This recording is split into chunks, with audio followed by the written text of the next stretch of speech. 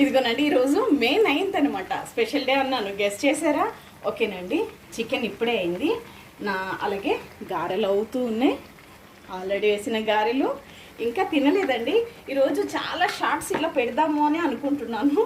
ఎట్లుంది గెస్ట్ చేయండి. Okay friends, ఇది వచ్చేసి మన కిచెన్ స్పెషల్ చికెన్ మసాలా అనమాట. అదిరిపోతుంది అంతే టేస్ట్.